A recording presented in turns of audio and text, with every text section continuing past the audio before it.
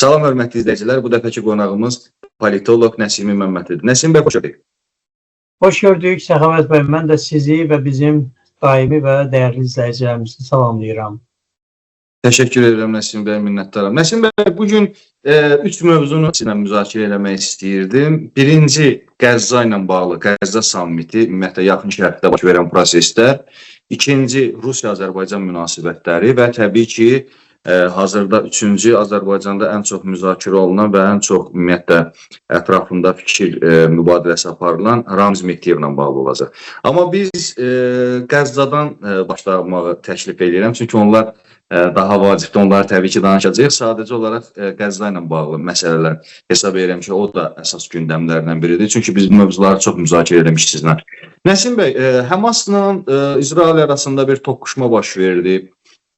BMT-nin məlum sammiti keçirildi. Orada Fələstin dövləti yaranacaq, yaranmayacaq. Amerika müxtəlif cür fərqli davranışlar içərisində oldu və ən sonunda, ən nəhayət terrorçu təşkilat kimi tanınan Həmasla bir masaya oturuldu, Həmas bir tərəf kimi tanındı və ümumiyyətlə bir atəşkəs, bir sülh müqaviləsi və sülh əldə edildi. Və orada təbii ki, Azərbaycan tərəfi də orada iştirak elədi, Ermənistan tərəfi də iştirak elədi, bir xeyli ölkələr oldu orada. Türkiyə, Erdoğan məsələsi var idi orada müəyyən problemlər oldu, müəyyən proseslər baş verdi. Bütün bunları istəyərdim ki, izləyicilərimizə bir açasınız. Əlbəttə, bu mövzuda biz danışmışıq. İndi yeni bir şərait yaranıb. Ona görə əlbəttə bu barədə məncə də müzakirənin aparılması doğru olar. Əvvəl onu qeyd edim ki, İsrail və Fələstin münaqişəsinin kökü çox qədimdir. Yəni bunu hansısa bir sülh sammiti ilə yaxud hansısa bir qarantör dövlətlərin iştirakı olan müzakirələrlə yekunlaşdırmaq elə də asan deyil. Hər iki tərəfdə ideoloji baxımdan bir-birinə düşmən baxan, bir-birini yox etməyə hazır olan həm siyasi cəryanlar var, həm də ki o dini ekstremist qruplar var. Cəmiyyətin özündə də bu və digər şəkildə bu proseslərə dəstək var.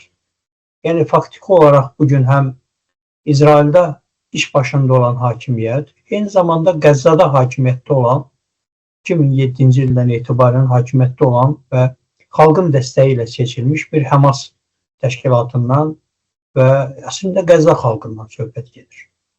Ona görə burada ziddiyyətlər dərindir. Bunun dini kökləri var, tarixi kökləri var, siyasi kökləri var. Hansı ki, bəlkə bunu xatırlatmaq yerinə düşər. Osmanlı imperiyası dağıldıqdan sonra, yəni elə dağılma ərəfəsində də, əslində Osmanlının apardığı, 3 cəbhədə apardığı müharibədən biri Fələstində aparılan müharibə.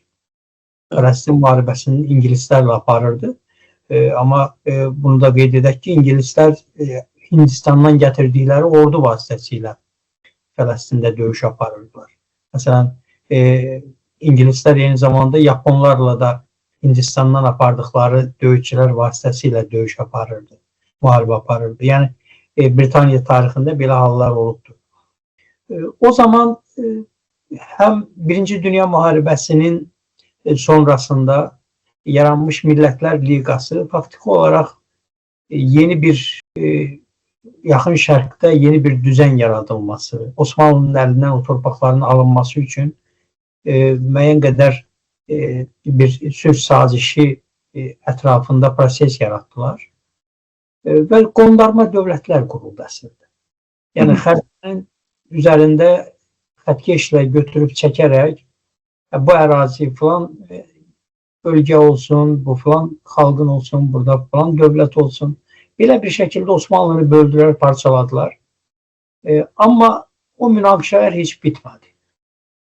Balfour bəyannaməsini xatırlayırıq biz. 1917-ci ildə Britaniyanın Xarici İşlər Naziri Arthur Balfour'un təqdim etdiyi bəyannamə var idi. İsrail üçün milli ev konsepsiyası. Və ondan sonra İsrail 2-ci Dünya Müharibəsi dövründə faşist Almaniyası ilə Yahudilərə qarşı olan soyqırım dönəmində xeyli köçmələr oldu. Milyonlarla insan Avropadan köç edərək indiki o zaman Fələstin torpaqları adlanırdı. İndiki İsrail dövləti ərazisində yerləşdi və 47-ci ildə BMT qərar qəbul etdi ki, iki dövlət yaradılsın. O zaman ərəblər buna qarşı çıxdı. İsrail isə özünün dövlət müstəqilliyini elan etdi. Qısa müddətli müharibələr oldu. Həm 48-ci ildə, həm 1967-ci ildə. Bunun hər birində İsrail demək olar ki, Amerikanın dəstəyi ilə, Britaniyanın dəstəyi ilə. Sonraki etaplarda Britaniyanın dəstəyi olmamışdı, doğru. Bunu gərək qeyd edək. Çünki Britaniya həm də 2-ci Dünya müharibəsindən sonra o iki dövlətli nizamın yaradılması, orada həm müsəlmanların, həm yahudilərin, həm də xristiyan ərəblərdən ibarət Britaniyanın nəzarətində olan bir bölgənin yaradılmasından söhbət gedirdi. İsrail bunu demək olar ki, icra etmədi. Bundan xeyli dərəcədə narazı qalmışdı Britaniya.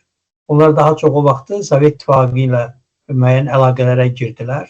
Özlərini bir qədər Sovet hökumətinə yaxın göstərməyə çalışdılar.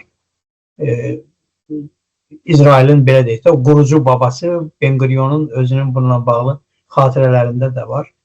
Əslində İsrail bir qədər o Sovet İttifaqına yaxın görünərək, eyni zamanda onunla da işini çox normal koordinasiya edərək dövləti elan etdi. Amma Fələstində dövlət yaranmadı. BMT-nin çoxsaylı qətnamələri var, amma bu qətnamələr də icra olunmadı. Nəhayət 2007-ci ildə Həmasın iş başına gəlməsindən sonra faktiki olaraq İsrailə qarşı hərbi müqavimət yeni bir mərhələyə qədəm qoydu. Burada İranın da dəstəyi oldu, çox aktiv şəkildə. Eyni zamanda ərəb dövlətlərinin dəstəyi oldu. Həmin dönəmdə Türkiyənin demək olar ki, aktiv dəstəyindən söhbət gedə bilməzdi. Və bu proseslər gətirdi ona çıxardı ki, həm İran Orta Doğuda, Orta Şərqdə çox ciddi proksi qüvvələrə sahib oldu. Eyni zamanda İsrail də demək olar ki, müntəzəm hərbi əməliyyatlar keçirərək bu bölgələr üzərində getdikcə öz gücünü artırdı. Amerikadan silah alaraq, öz silahını gəlişdirərək gücünü artırdı. Və 2023-cü ilin oktyabr ayının 7-sində ki, Həmas hücum edərək 251 nəfəri girov götürdü. 1000-dən çox, 1200-dən çox insan həlak oldu, dinc insan.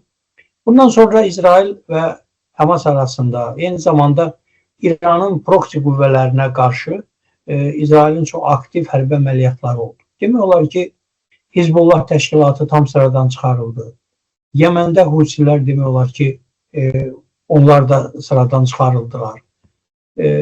Həmasın özünə çox sarsıdıcı zərbələr vuruldu.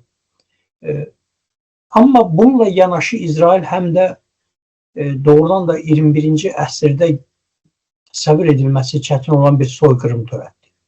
60 çox insan, xüsusilə də bu uşaqlar, qocalar, qadınlar, yəni belə deyək də cinsinə baxmadan, yaşına baxmadan, statusuna baxmadan hər kəsi qətl etdi. Hansı ki, faşist Almaniyası ki, İsrailə qarşı həyata keçirdiyi soyqırımlar necə idisə, sanki o Alman faşistlərinin Yahudilərə etdiklərini Qəzza xalqından o qisas olaraq çıxmağa çalışdı Netanyahu hökuməti. Əlbəttə, İsrailin özündə də buna qarşı etirazlar oldu. İsrail xalqı da bu soyqırımların onun milli maraqlarına cavab vermədiyini əsas gətirərək çox saylı etirazlar etdi. Amma Orta Şərqdə çox ciddi strateji maraqları olan Amerika Birləşmiş Ştatları xüsusilə belə deyək də hərbi baxımdan İsrailin tam yanında olaraq həm İrana qarşı, həm digər ərəb dövlətlərinə qarşı xeyli öz gücündən istifadə edərək o qeyri-bərabər bir şərait yaratdı və İsrail xeyli önə çıxdı. Amma İsrail-İran toqquşması İsraili müəyyən qədər gözləmədiyi bir zərbə ilə də üz-üzə qoydu. İrana da ağır zərbələr vuruldu. Amma bununla yanaşı İsrail özü də zərbələr aldı. İsrail də indiyə qədər öz ərazisində bu qədər dağıntılar və bu qədər hərbi belə deyək də gərgin vəziyyətlə üzləşmişdir. Faktiki olaraq çox, necə deyək, ballistik raketlərlə, hətta dronlarla belə İran İsrailin səmasını dələ bildi. Yəni, dəmir qübbəsini dələ bildi keçə bildi və onun ərazilərinə daxil ola bildi. Və 12 günlük həmən o iyun ayının 12-sində bitən müharibə faktiki olaraq belə deyək də İsrail də müəyyən qədər öz gücünə çox da bel bağlamamaq məsələsində biraz da uyardı. Yəni ABŞ olmasa heç nə eləyə bilməzsən bu bölgədə. Yəni öz gücünlə burada sənin baş çıxarman mümkün deyil. Sonradan Türkiyəyə qarşı da müəyyən əsassız, yersiz iddialar oldu. Türkiyə daha çox dinc əhalinin qırılmasına, öldürülməsinə, soyqırımına qarşı aktiv beynəlxalq proses başlatdı.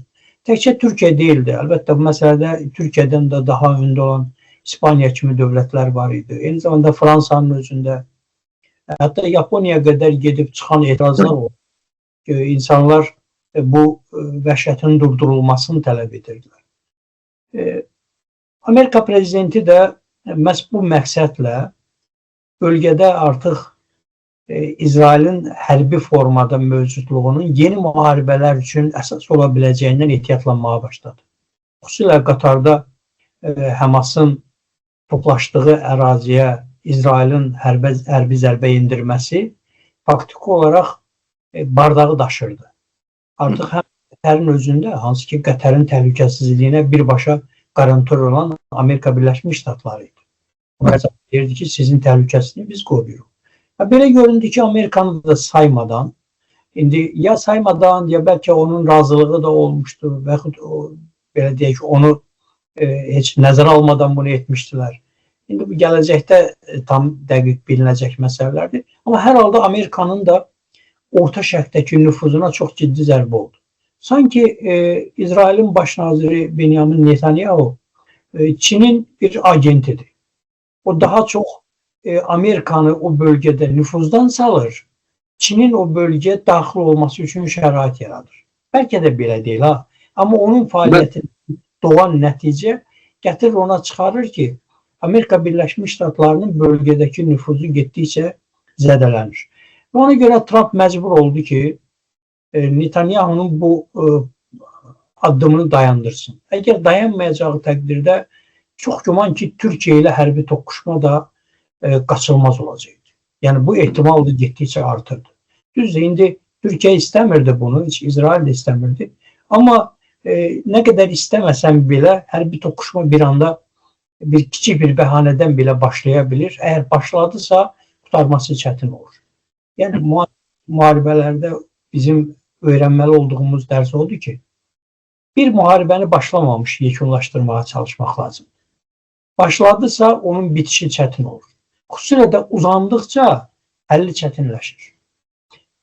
Necə ki, məsələn, Ukrayna-Rusiya müharibəsi bəlkə də ilk mərhələlərdə dayandırılsaydı, bu qədər itkilər də olmazdı, dağıntılar da olmazdı, beynəlxalq münasibətlər bu qədər gərginləşməzdi, qütbləşmə bu qədər dərinləşməzdi. Eyni zamanda da İsrail bəlkə durdurulmasaydı, bu atəşkəs imzalanmasaydı, Yaxın Şərq daha böyük bir müharibəyə gedə bilərdi. Hətta belə ehtimallar var idi ki, 3-cü Dünya müharibəsi Yaxın Şərqdə də ola bilər. Yəni Orta Doğudan çıxan. Həqiqətən də orada Türkiyə-İsrail toqquşması gələcəkdə orada həm Avropanın, həm Amerikanın, həm Hindistanın, həm Çinin, Pakistanın hamısının iştirakı olacaqdı. Yəni bu son dərəcə ağır bir müharibə ola bilərdi. Və belə götürsək, müsəlman ölkələri var, ərəb ölkələri var. Bunlar da İsrailin bu təcavüzünü müəyyən bir mərhələyə qədər həzm edə bilir. Ondan sonra özləri üçün də böyük, onlar üçün problem yaranır. Faktiki İbrahim sazişi ikən nəzərdə tutulmuşdu. Bu demək olar ki, rəfə qaldırıldı. İndiki məqamda İsrailin bu davranışına görə, xüsusən Netanyahu hakimiyyətdə olduğu müddətdə bunun reallaşması çətin görünür. Amma Yaxın Şərq sülh sazişi, daha doğrusu sülh sammiti oktyabrın 13-də keçirilən Amerika Birləşmiş Ştatlarının prezidenti Donald Trump'ın birbaşa iştirakı ilə və onun necə deyək, təşkilatçılığı ilə nizamlandı. Və bu əslində bir mərhələnin yekunu sayıla bilər, Səxavət bəy. Yəni, indi mövzuya gələk ki, bir mərhələnin yekunu sayıla bilər. Çünki burada həm Amerika Birləşmiş Ştatlarının vasitəçiliyi var. Eyni zamanda burada İsrail və Fələstin arasında deyil, İsrail və Həmas arasında ateşkəs və o sülh üçün səylər birləşdirildi. Həm Misir, Türkiyə, Qətər, bunlar da bu prosesdə demək olar ki, qarantör dövlətlər kimi, ən azı belə deyək də, bir niyyət protokolu imzalandı. Hələ sazişdən söhbət gedə bilməz.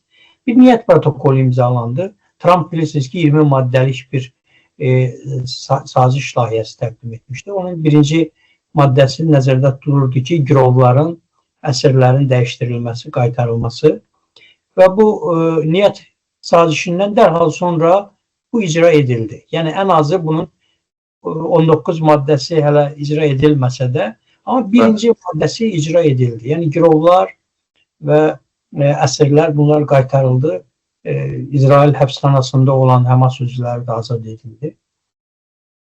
Təkcə bu bizim sadaladığımız dövlətlər deyil, eyni zamanda Almaniya, Fransa, Britaniya kimi Avropanın nəhəng dövlətləri, yəni o köklü dövlətləri də, İtaliya, eyni zamanda İtaliya baş naziri də oradaydı. Bunlar və başqa ərəb dövlətləri də bu prosesdə iştirak edirdi. Bunlar da prosesin demək olar ki, dəstəkçisi rolunda çıxış edirdilər. Və belə bir ortaq niyyət ifadə olundu ki, Qəzza bərpası dövrü başlayır. Qəzzanın artıq müharibə ilə dağıdılması deyil, bərpası ilə bağlı proses başlayır. Əlbəttə, müsbət məqamdır. Müharibənin yekunlaşmasına əsas ola biləcək məqamdır.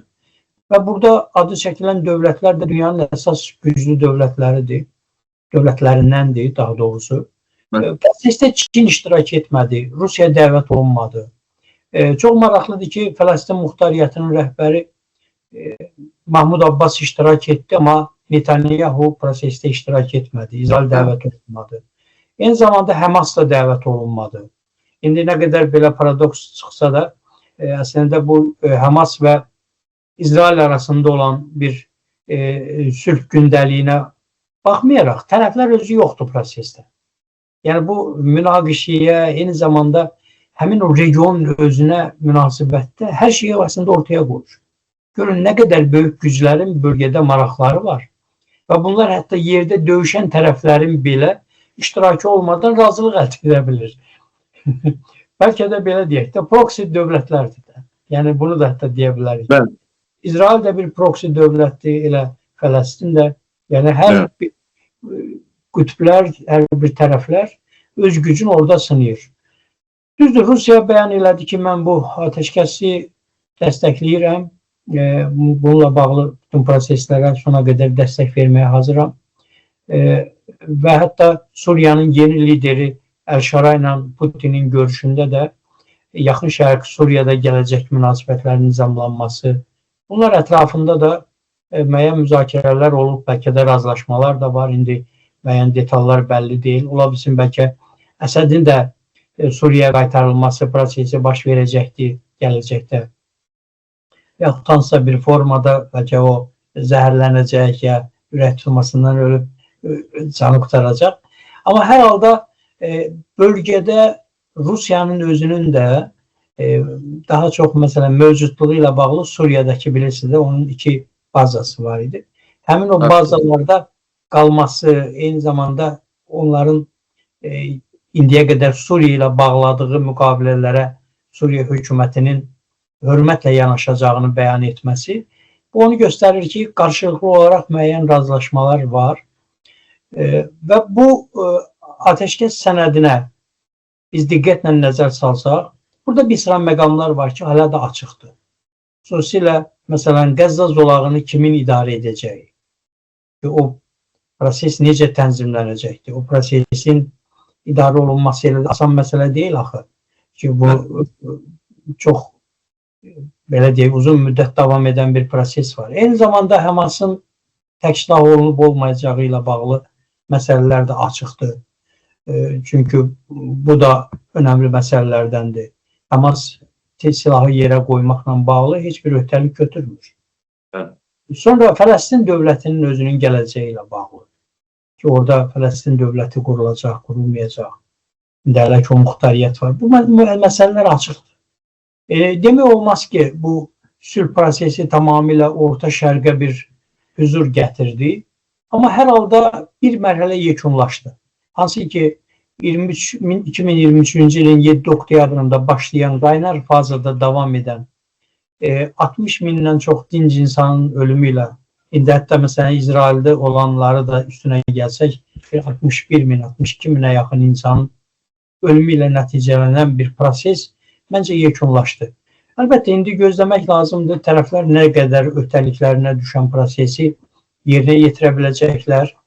Orada həm İsrail hökumətinin bundan sonraki davranışları, atacağı addımlar, eyni zamanda Amerika Birləşmiş Ştatlarının prosesə nə dərəcədə bundan sonra ciddi əməl olunmasını istəyəcək.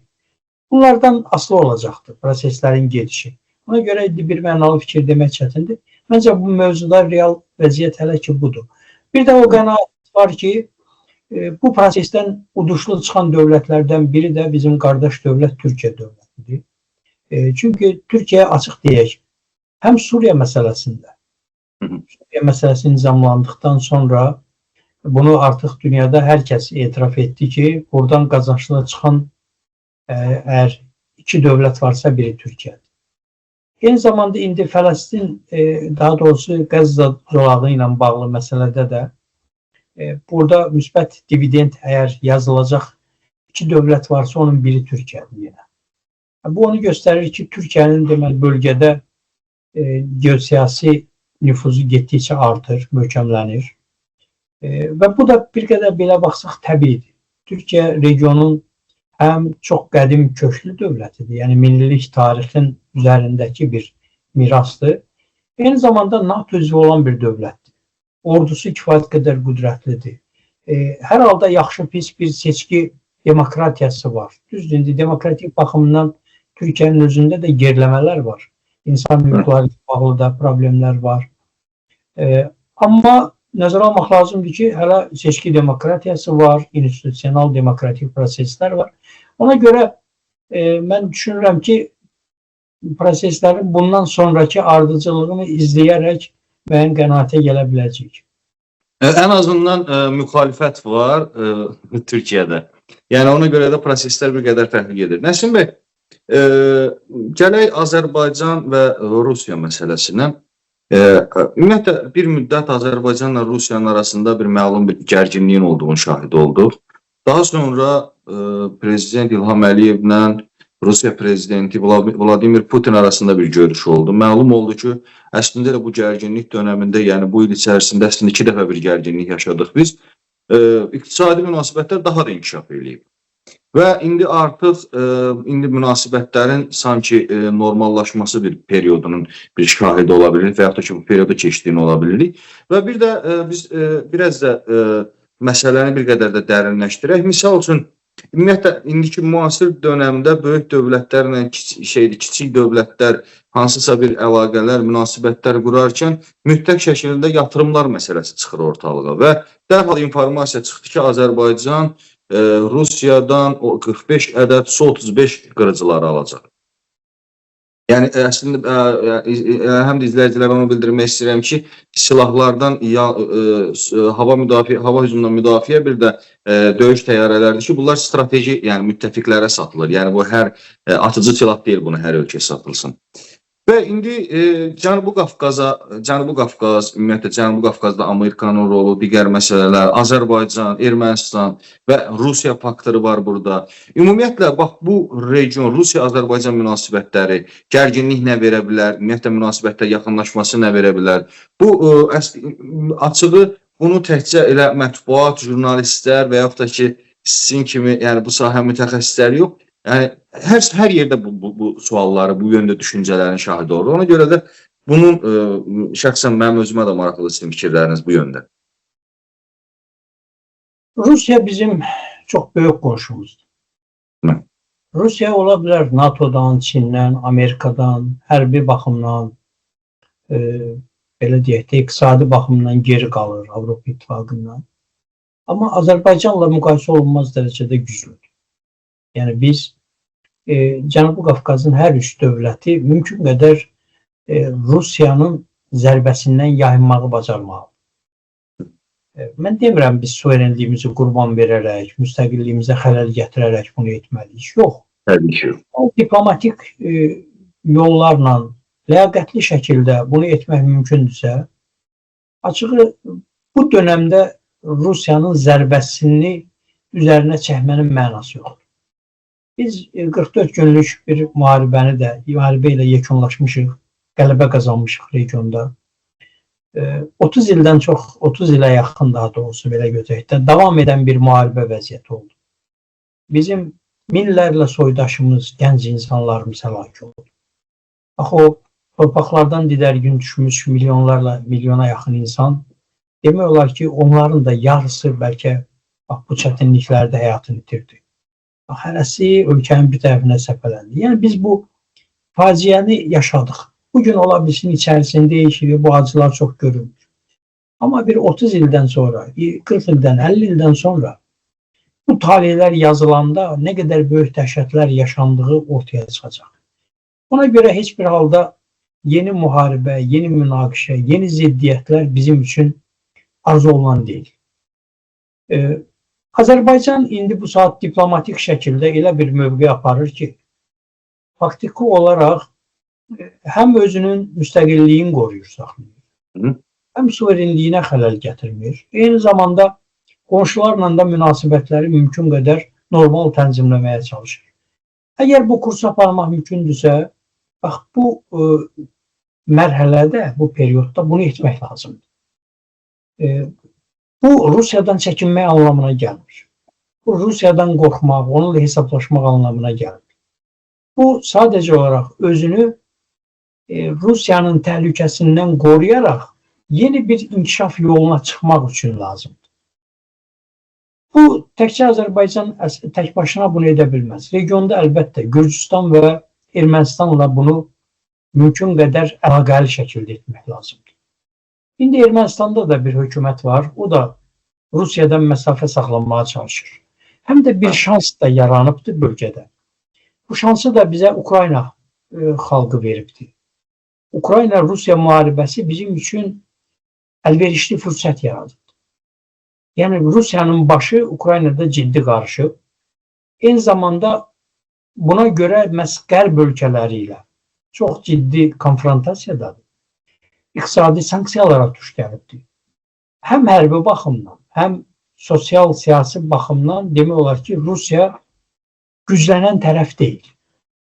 Məsələn, ləng olsa da zəifləyir. İndi bir var ki, bu çökür, bu gün sabah yoxdur. O da biraz şişirtmədi. O təbliğatçılar ancaq elə danışa bilər. Amma Rusiyanın güclənməsini deyənlər də yanılır. Rusiya güclənmir, Rusiya zəifləyir. Bu biraz zəif şəkildə gedir, amma hər halda getdiyini də nəzərə alsa, Rusiya özü də arzulamaz ki, məhz yeni bir münaqişə ocaqları yaransın onun cənubunda. Hədələyə bilərlər. İkinci dildən, üçüncü dildən kimlərsə hədələyə bilər. Amma mən ilk gündən bu qənaətdəydim ki, birbaşa Putin özü əgər məsələlərə münasibət bildirmirsə, deməli Rusiya dövləti Azərbaycanla münasibətlərin tamamilə pozulmasını, kəsilməsini istəmir. Bunu arzulamır. Çünki belə deyək, Azərbaycan regionda bir reallıq yaradır, Səxavət bəy. 44 günlük müharibə ilə regionda artıq o geosiyasi üstünlük əldə edib, öz hərbi gücünü, özünün iqtisadi, siyasi və s. gücünü ortaya qoyubdur. Bundan sonra region dövlətləri ilə münasibətləri tənzimləməyə başladı. Düzdür, biz Gürcüstanla zaten çox yaxın münasibətlərdəyik. Amma məsələn, Rusiya ilə, Türkiyə ilə strateji müttəfiqlik sazişləri imzalandı. İndi İranın özü ilə münasibətlər normal məcariyə qədəm qoyubdur. Çinlə strateji müttəfiqlik sazişi imzalandı. Ardınca Vaşinqtonda keçirilən avqustun 8-dəki görüşdə Vaşinqtonun özündə də ABŞ-la da gələcəkdə o strateji tərəfdaşlığın genişlənməsi ilə bağlı məsələlər demək olar ki, müzakirə olundu və işçi qrup işləyir onun ətrafında. Həm yerli güclərlə, həm regional, həm də qlobal güclərlə Azərbaycan mümkün qədər münasibətləri normal saxlamağa çalışır. Və mən düşünürəm ki, doğrusu da budur. Yer gəlmişən Avropa İttifaqı ilə də həm də. Avropa İttifaqının 8 ölkəsi ilə strateji tərəfdaşlıq əlaqələrimiz var. Britaniya kimi Avropanın qədim və ən güclü dövlətlərindən olan Britaniya krallığı ilə bizim strateji münasibətlərimiz var. Azərbaycan demək olar ki, özünün neftin, qazın daha çox hara çıxarılır, satır. Hamısını Avropa bazarına, Qərb bazarına çıxarılır. Yəni bu nöqteyi nəzərdən bizim Rusiya ilə münasibətlərin normal olması arzu olunan məsələdir. Ki bu münasibətlər bu mərhələdə normal olsun.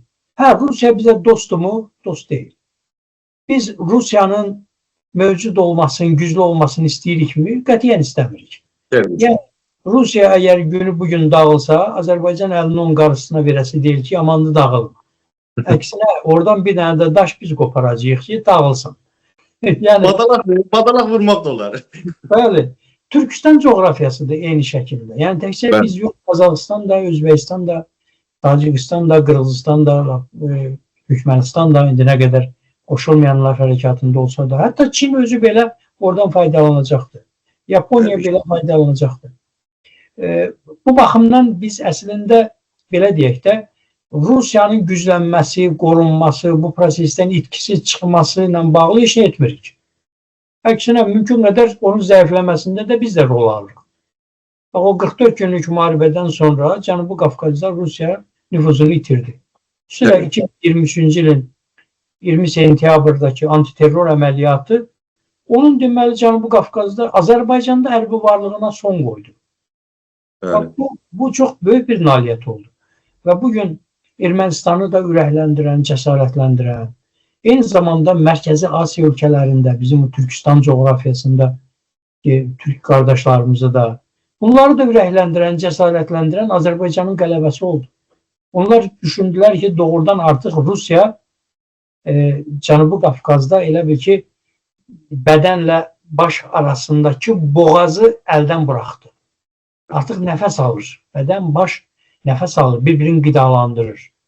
Və bu Rusiya üçün arzu olunmaz idi. Amma Azərbaycan və bölgədəki geosiyasi reallıqlar tək başına bizim hesabımıza baş vermədi. İndi bunu da ədalət naminə qeyd edək ki, burada bizim müttəfiqlərimizin də ciddi rolu oldu. Ermənistanda siyasi hakimiyyətin dəyişməsinin də rolu oldu. Putin düşünürdü ki, bəlkə cəzalandıraram qısa epizodik olaraq Ermənistanı və Paşinyan hakimiyyətdən gedər, yanıldı. Sonra isə gördük ki, artıq proses nəzarətdən çıxır. Heç olmasa Ukraynada nəsə edərək gücümü ortaya qoyub, məlum oldu ki, orada da bataqlığa düşdü və bizim üçün yeni fürsətlər yarattı. Azərbaycan Rusiyadan demək olar ki, xeyli mal alır. Bizim ixrac əməliyyatlarında demək olar ki, belə deyək də, Rusiyanın xeyrinə xeyli dərəcədə dəyişmiş vəziyyət var. Daha doğrusu, heç dəyişməyib, əvvəldən belə idi. Biz Rusiya daha çox kət təsərrüfat məhsulları, belə şeylər satırıq. Amma onlar bizə bir çox məsələlər satırlar. Həm texnika baxımından, həm yanacaq baxımından müəyyən sürtkü yağları və s. məsələlər. Belə götürsək, iqtisadi münasibətlər artan dinamika ilə gedir. Üzr istəyirəm, bir rəqəm deyəcəm, Nəsim bəy, fikrinizi yadınızda saxlayın. Təkcə YNT sektorunda olan şirkətlərdən, böyük şirkətlərdən biri Rusiyadan 400 adda məhsul alır. Bəli, yəni bu, çox sağ olun bu məlumata görə də. Reallıq budur. Reallıq budur ki, bizim qarşılıqlı olaraq iqtisadi əlaqələrimizdə, ticarət əlaqələrimizdə geriləmə yoxdur. Əksinə irəliləmə var. Həm də nəzərə almaq lazımdır ki, indi bizim Rusiyada yaşayan çox saylı soydaşlarımız var. Rusiya onları vaxt sıxanda, onlara qarşı qanunsuz davranışlar həyata keçirəndə Azərbaycan cəmiyyətində də gərginliyi artır. Çünki demək olar ki, hər kənddən, bəlkə hər nəsildən Rusiyada bir nəfər var. Belə baxsan, yəni Azərbaycanda elə bir kənd, elə bir el-oba, nəsil yoxdur ki, oradan kimsə olmasın. Bir nəfər, iki nəfər. İstər-istəməz orada yaranmış vəziyyət bizə də təsir göstərir, münasibətlərə xələl gətirir. Bu baxımdan indiki dövrdə qeyd elədiyim kimi Rusiya ilə toqquşmaq bizə sərfəli deyil. Amma Rusiyanın güclənməsinə də, Rusiyanın nüfuzunun artmasına da biz heç bir halda dəstək verə bilmərik, vermirik və verməyəcəyik də. Çünki Rusiya kimi böyük bir dövlət əgər bizim bu regionda mövcud olmasa, bütün Şimali Qafqaz, demək olar ki, Rusiyanın ərazisində yaşayan çox saylı türk soylu xalqlar var. Tatarlar olsun, Başqurtlar olsun, Kalmıklar olsun. Bunlar hamısı gələcəkdə Azərbaycanı özləri üçün bir mərkəz olaraq, cazibə mərkəzi olaraq görəcəklər. Yaxud Azərbaycan olmasa da Türk Dövlətləri Təşkilatını görəcəklər. Və bu bizim strateji marağımıza cavab verən məsələdir. Bu dövlətlərin, yəni bu adı çəkilən dövlətlərin maddi resursları kifayət qədər zəngindir. Əlvan metallardan tutmuş, enerji sektoruna qədər, nə bilim belə o əlverişli torpaqları, ümumi torpaqlarına qədər, mineral ehtiyatlarına görə, hər şeyə görə zəngin bir coğrafiyadır. Buna əgər müasir texnologiyalar gətirilsə, burada Qərbin texnologiyası, Qərbin siyasi dəyərləri hakim olsa, yəni normal seçkilərlə, normal hakimiyyətlər müəyyənləşsə, vətəndaşlar prosesdə dövlətin işində iştirak etsə, o zaman mən düşünürəm ki, çox yaxşı nəticə əldə eləmək olar. Yəni, Türk Dövlətləri Təşkilatının gələcək perspektivini açıq deyək, mən bir çox parametrlər üzrə çox uğurlu görürəm. Bugün ola bilər ki, bəlkə bu prosesi biraz arzuladığımız yüksək tempdən getmir. Amma əmin olun ki, qarşıdakı illərdə bu çox böyük sürət götürəcək və geri dönməz xarakter alacaq. Çünki dediyim kimi, Rusiyanın da başı qarışıqdır. Eyni zamanda dünyada da artıq bir yeni çox qütblü dünya nizamı ilə bağlı məsələ artıq günün tələbinə çevrilir. Məcburum sual verməyə. Türk Dövlətləri Təşkilatı çox qütblü dünyada özü bir qütb ola bilərmi? Qısa da cavab verə bilərsə, sadəcə olaraq yarandı. Bəli, mən düşünürəm ki, qütblərdən biri, əgər çox qütblü dünya nizamını biz görəcəksə, Türkiyənin liderliyi altında bizim bu region heç şübhəsiz ki, həmin çox qütblü dünyanın bir hissəsi olacaqdır, bir qütb ola biləcəkdir. Nəsim bəy, son 3 gündür ki, Azərbaycanda yəni sosial şəbəkələr, mətbuat, hər kəsin danışdığı bir mövzu var. Ramiz Mehdiyevin ümumiyyətlə ev dustaqlığı verilməsi və haqqında çox ağır, yəni nə mənada deyirəm? Çünki Cinayət Məcəlləsinin bəlkə də ən ağır maddələri, yəni vətənə xəyanətdən tutmuş, ümumiyyətlə dövlət çevrilişi, konstitusiyanın dəyişdirilməsi filan, yəni ən ağır maddələr konkret olaraq haqqında səsləndirilir. Ümumiyyətlə bu mövzu ilə bağlı mən xatırlayıram, ümumiyyətlə siz zamanında, yəni indi yox, Ramiz Mehdiyev belə deyim də, bəlkə də Azərbaycanın ən belə zəif adamı olduğu dönəmdə yox, ən güclü adamı olduğu dönəmdə, yəni ən güclülərindən biri olduğu dönəmdə belə onun haqqında sizin fikirləriniz olub, ümumiyyətlə açıq şəkildə tənqid eləmişsiniz, yəni qılıncının dalının qabağını kəsdiyi bir zamanda. Ümumiyyətlə bu proseslə bağlı Ramiz Mehdiyev prosesi, Rusiya ilə münasibətlərin ümumiyyətlə son halından sonraki bu vəziyyətin ortaya çıxması, bunlarla bağlı fikirlərinizi alın. Çox sağ olun xatırlatdığınıza görə. Doğrudan da elə dediniz, mənim də yadıma düşdü. Mən 2015-ci ildə Kanal 13-də bizim tanınmış jurnalist Kəmran Mahmudovla bərabər Ramiz Mehdiyevin o vaxt Boz Kardinal adlanırdı və həqiqətən də qılıncının dalı qabağı kəsən dövrü idi. Onunla bağlı kifayət qədər açıq tənqidi çıxışım olub və bugün də həmin o video bir dəlil sübut olaraq ortadadır.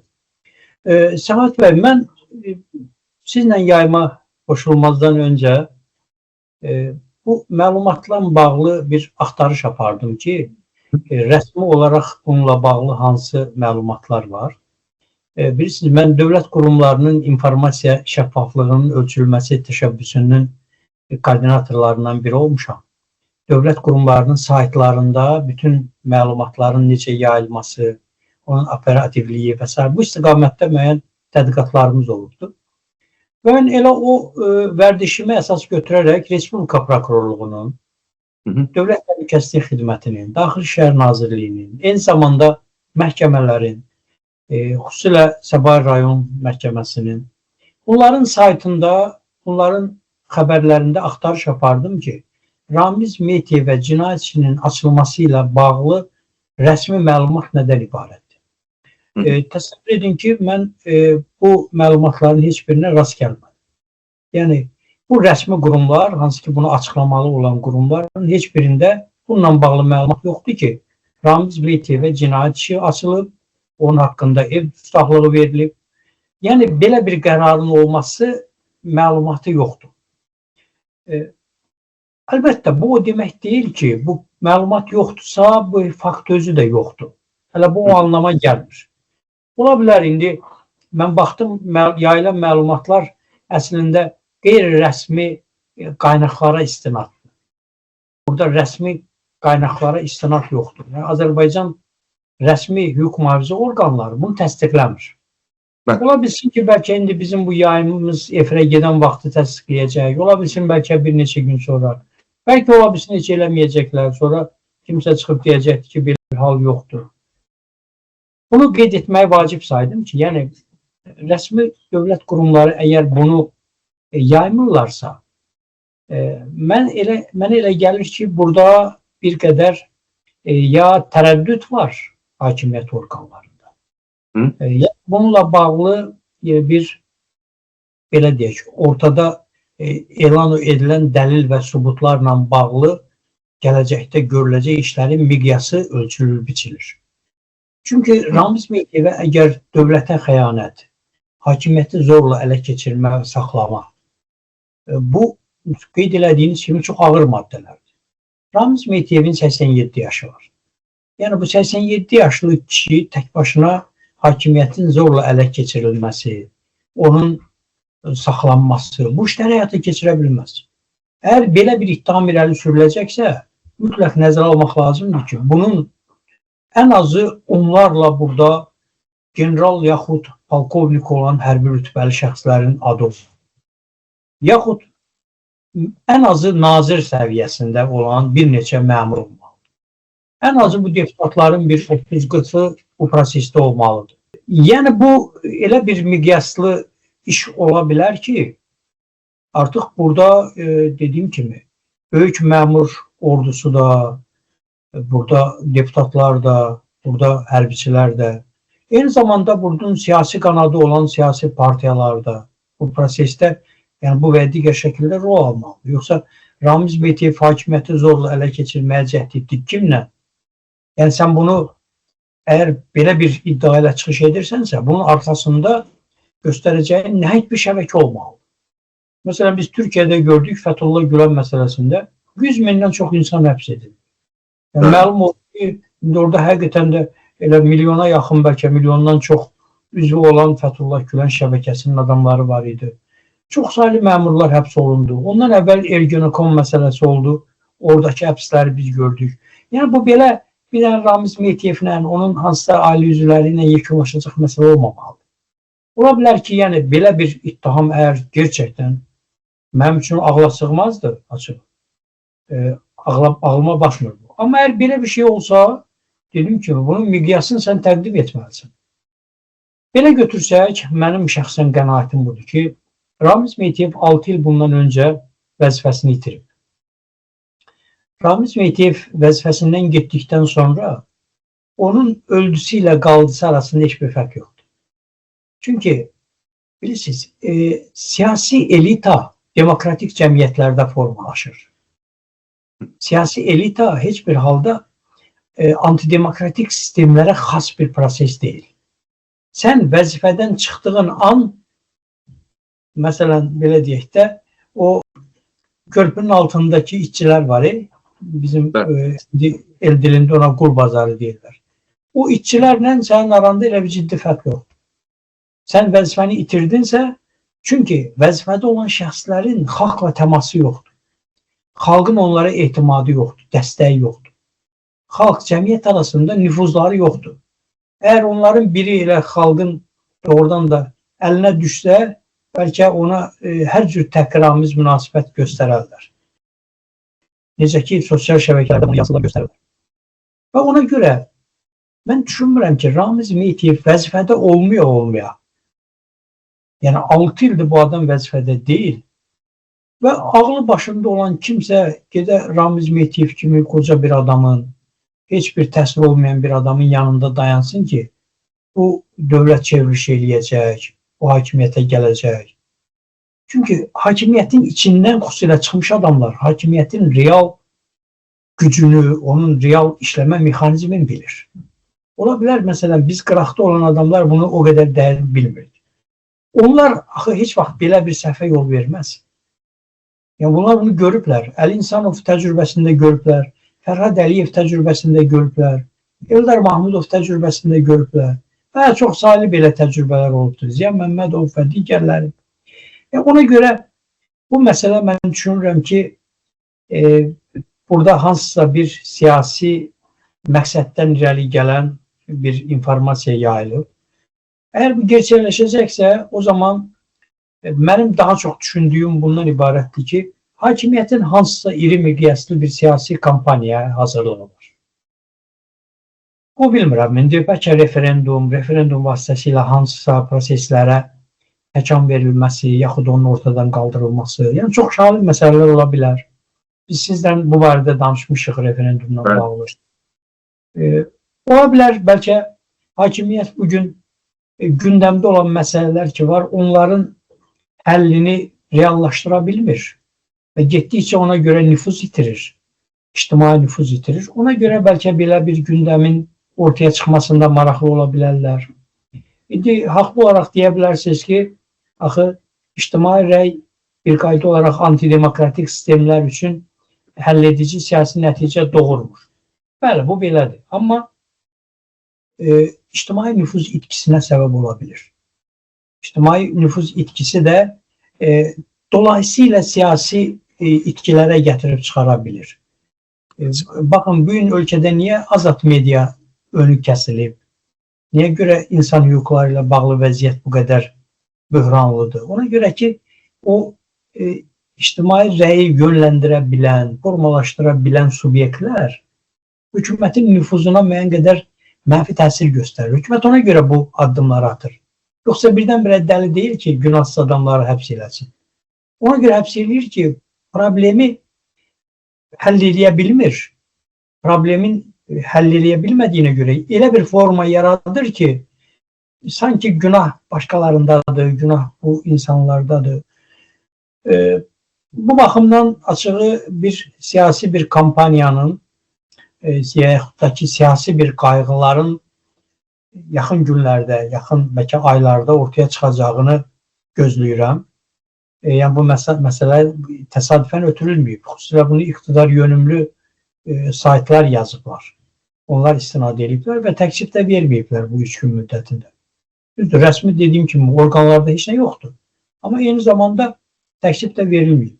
Rusiyanın buradakı əgər canişini Ramiz Mehdiyev isə, Ramiz Mehdiyev çıxandan sonra belə çıxır ki, onun yerində və yaxud da ki, bu prosesə rəhbərlik edən şəxslər də hələ ki, Rusiyanın canişinləridir və Ramiz Mehdiyevdən daha çox bağlıdırlar ki, bax, belə bir vəziyyət yaradıblar. Yoxsa əksinə olardı da, Ramiz Mehdiyev çıxan kimi ən az ondan sonra 2 dənə, 3 dənə seçki keçirilibdir. Ölkədə bir az da olsa demokratik mühit olardı. Mən açığı çox təəssüf elədim ki, bizim sonuncu prezident seçkilərində əhalinin böyük əksəriyyəti İlham Əliyevə səs vermə arzusundaydı. Demokratik şəkildə. Çünki müharibəni udmuş bir prezident kimi, yəni heç olmasa bir dəfə də olsa, hər kəs bir mənəvi borcunun, ən az bir siyasi borcun vermək üçün seçki məntəqələrinə gedib ona səs vermək arzusundaydı. Amma elə bir saxta seçki şousu düzəltdilər ki, yəni o gerçək səs verməklə əgər oraya gələcək insanlar var idisə, onu da zərbə altında qoydular. Beynəlxalq müşahidəçi dəvət eləmədilər. Yerli müşahidəçilərə və yaxud da ki, müşahidəçilər demək, yerli medyaya izlemeye imkan yaradılmadı. Yine de orada topa bülletenlerin atılmasından tutmuş, karusellere tutmuş, her şeyi elədilər. Ne ihtiyaç vardı buna? Deməli, eğer Rusiyanın 5. kolonu, belə deyək, Azərbaycanın dövlət ərkanını zədələməyə çalışdırsa, bu görünən budur ki, indi bu Ramiz Mehdiyev deyil. En az 6 ildir bu deyil. Deməli, biz dərindən düşünməliyik, Azərbaycan hökuməti də, Azərbaycan hakimiyyətinin başında duran şəxslər də dərindən düşünməlidir ki, nəsə burada düz getmir. Burada nəsə yanlış olan məsələ var. İndi hər şeyi Ramiz Mehdiyevin üstünə yıxaq, axı vəziyyət getdikcə pisləşir. Ölkədə işsizlikdə, yoxsulluqda, bahalaşmada, korrupsiyada və s. negativ hallar, qanunsuzluqlar bugün səngiyib mi Səxavət bəy? Səngimiyib. Əksinə bir çox sahələrdə irəliyə doğru gedibdir. Və bunu en azı səsləndirməklə, deməklə Azərbaycan hakimiyyətinin özünə də müəyyən qədər yardım etmək lazımdır ki, bu sahəyə də bir diqqət ayrılmalıdır. O nöqteyi nəzərdən indi bax təbliğat gedir ki, burada Rusiyanın canişini, Rusiyanın adamı sıradan çıxarılır. Rusiya bu bir mesajdır. Açığı bu Rusiya nə mesajı olacaq? Rusiya heç vaxt Azərbaycanda müxalifətlə işləmir.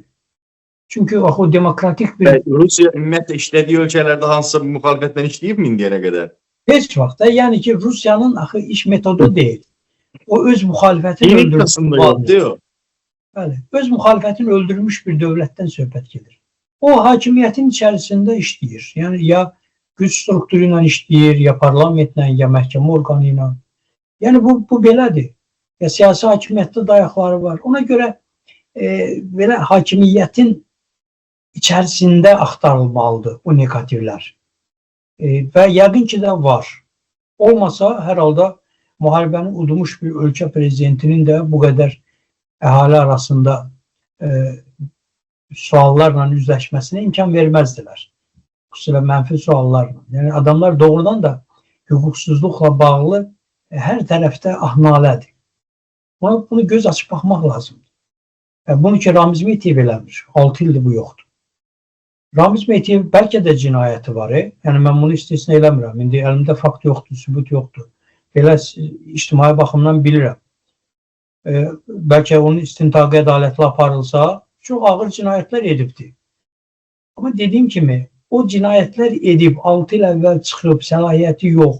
Axı bu gün davam edən proseslər başqa şey deyir bizə. Bizə 6 il əvvəl vəzifə başında olmuş bir adamın vurulması heç nə qazandırmır.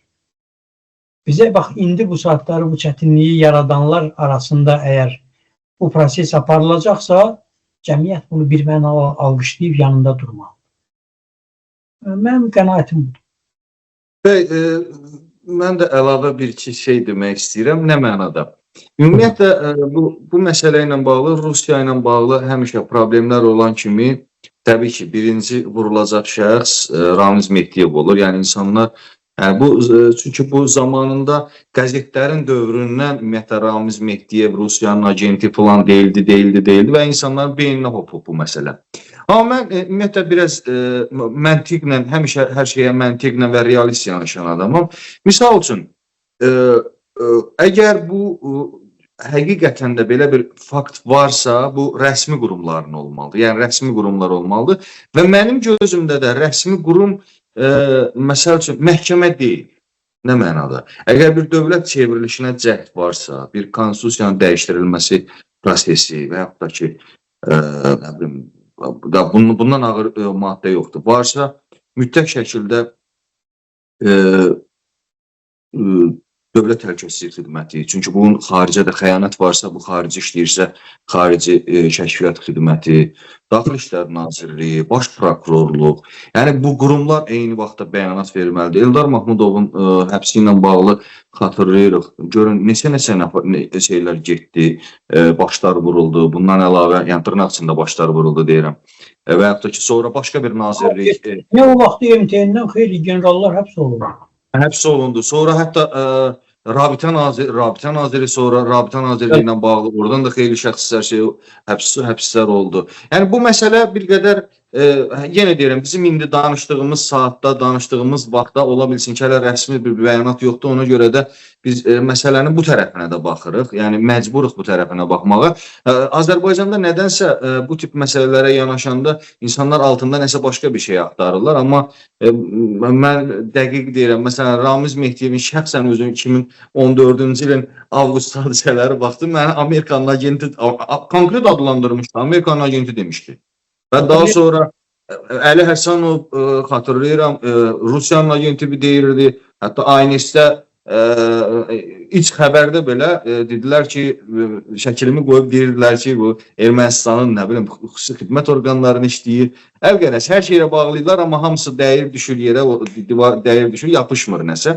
Yəni, nə demək istəyirəm? Biz həm hüquqi baxımdan baxmağa məcburuq, həm sosial baxımdan, həm siyasi baxımdan, bütün aspektlərdən baxmağa məcburuq ki, məsələni ən azından anlayaq və bizim düzdür, tamaşaçılarımız, bizim izləyicilərimizin sayı az olsa da, amma düşünürəm ki, bizdə kifayət qədər keyfiyyətli izləyicilərdir və onlar ona görə də, yəni ən azından bunu sualını verərlər və yaxud da ki, mən görürəm bugün sosial şəbəkələrdə çoxlu şey yazırlar ki, yəni tək eləyibmi, kimdən eləyib, necə eləyib, kimlər var o prosesin içərisində. Biz ümumiyyətlə Azərbaycanda bir neçə dəfə, yəni qeyri-rəsmi, ya təbii ki, yayım ilk dövlət çevrilişinə cəhdlər falanlar, bu tip şeylər çox olub. Və dünyada da çox olub. Biz bunları ən azından şahid olmuşuq, yəni müxtəlif. Türkiyədə bir neçə bu tür kampaniyalar baş verib. Rusiyanın daxilində baş verib, Gürcüstanda baş verib, digər ölkələrdə baş verib. Məsəl üçün, ona görə də mən düşünürəm ki, bu məsələ ilə bağlı hər halda bu məsələ hər halda rəsmi, ən azından rəsmi o məlumat çıxandan sonra biz məsələnin mahiyyətinin və məsələnin nə boyda, hansı həcmdə olduğunun ən azından şahidi olacaq. Çünki bir nəfərin dövlət çevrilişinə cəhd məsələsi, yəni mümkün deyil. Burada yəni çoxlu sayda dediyiniz kimi generallar, deputatlar, hətta media qrupları, bir media yox, bir sayt, bir qəzet yox. Burada çoxlu sayda mətbuat orqanları və əgər bütün mətbuat, Azərbaycan mətbuatı Ramiz Mehdiyevi vurursa, içi elə biz qarışıq Ramiz Mehdiyevin əleyhinə danışırıqsa, və yaxşı bunun media qrupu ki, hansı ayağıdır, media ayağı haraydı. Yəni bu sual da çıxır ortalığa, valla mən qınamayım. Media yoxdur. Siyasi partiya yoxdur. Açıq və gizli. Ona görə də bir qədər hər halda, yenə deyirəm, rəsmi o məlumat çıxandan sonra bizim üçün daha maraqlı olacaq. Əlavəniz varsa buyurun. Ehtiyac olarsa, əlbəttə, rəsmi məlumatlardan sonra biz bu mövzunu bir daha qayda bilərik. Amma məsələn, mən son olaraq onu qeyd edim ki, Azərbaycanda korrupsiyaya bulaşmış, xalqın maraqlarına əl uzadan, qanunsuz fəaliyyəti göz önündə olan hər kəs Ramiz Mehdiyevin aqibətini yaşamalıdır. Yəni, bu cür bax, cəmiyyətin gözündən salınmalıdır, gözündən düşməlidir. Və hökumət də onların haqqında cinayət işi başlamalıdır. Gerçəkdən o adamlar, həmin o vəzifəli şəxslər və bugün də var onlar cəmiyyətin gerçək təqsirləndirilən şəxsləri kimi məhkəmə qarşısına çıxmalıdır. Və Ramiz Mehdiyev özü də dediyim kimi vaxtı ilə etdiyi bütün əməllərə görə də cavab verməlidir. Və xalqın gözünə tərəzi deyirdilər də, səhv eləmirəmsə? Bəli. Təşəkkür edirəm, minnətdaram. Var olun, vaxt ayırdınız və bütün bu suallara geniş şəkildə və mən düşünürəm ki, kifayət qədər obyektiv şəkildə yanaşdınız. İzləyicilərə də təşəkkür edirəm ki, vaxt ayırdılar, bizə baxdılar. Sağ olun, var olun.